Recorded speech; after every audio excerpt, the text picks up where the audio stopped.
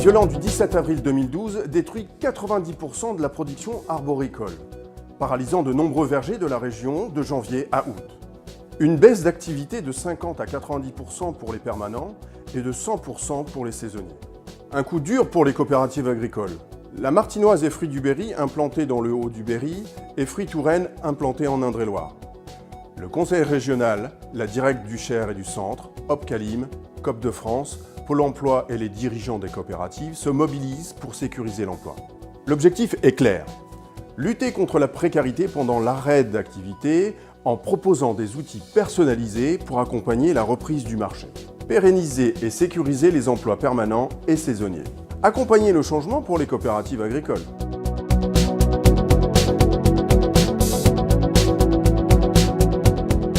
Quand on a eu connaissance donc du gel au printemps 2012, le préfet a souhaité donc qu'il y ait des réunions d'urgence d'organiser et m'a chargé plus particulièrement d'assurer une animation sur la problématique des suites à donner pour l'accompagnement des entreprises et des salariés qui allaient être touchés par ce gel au niveau des vergers.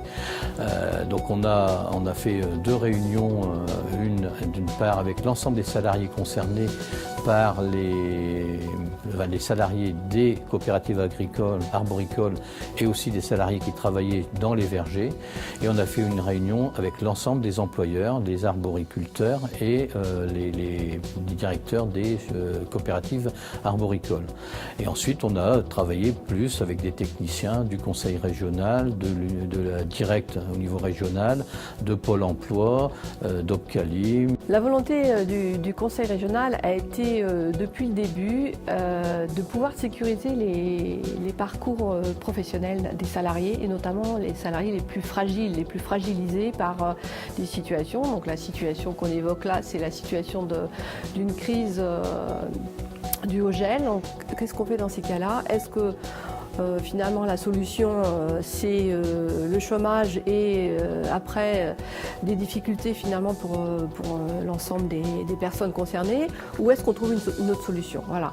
Donc le conseil régional a souhaité nouer des partenariats avec un centre d'OPCA, notamment l'Opcalim et toute la filière agroalimentaire pour trouver des solutions avant les catastrophes, avant les difficultés. Voilà. Des questions justement sur les allocations se posaient, les allocations chômage, les entrées des personnes qui risquaient le plus rapidement de ne plus toucher d'allocations. Donc l'idée était bien d'assurer aux personnes une continuité dans leurs droits et de façon à pouvoir suivre la totalité de la formation, de pénaliser le moins possible. Donc elle avait un rôle de facilitateur et un rôle un peu en anticipation pour aider à la mise en place des formations.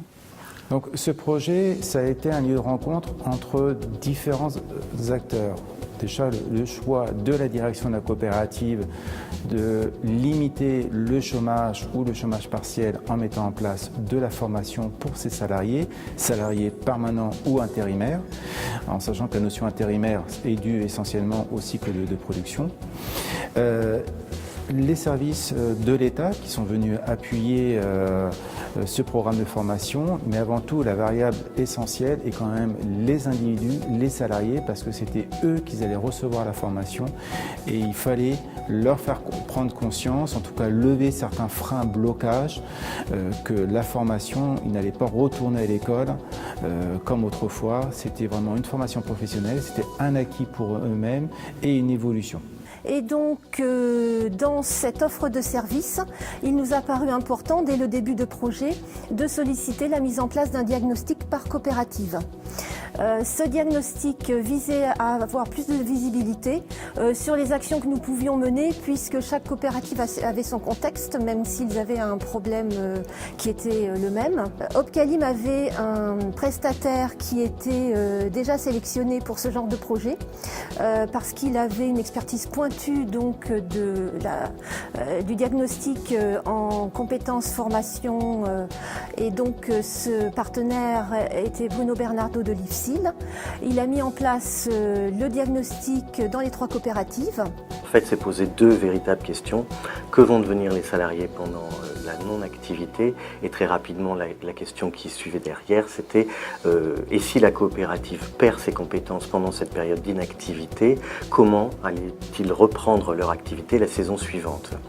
À ce moment-là, une très forte réactivité des présidents de coopératives et des directions de coopératives a été de réfléchir à l'ensemble des alternatives auxquelles ils pouvaient faire appel pour résoudre cette difficulté passagère, et la formation faisait partie d'une des alternatives pour répondre et trouver des solutions à cette problématique.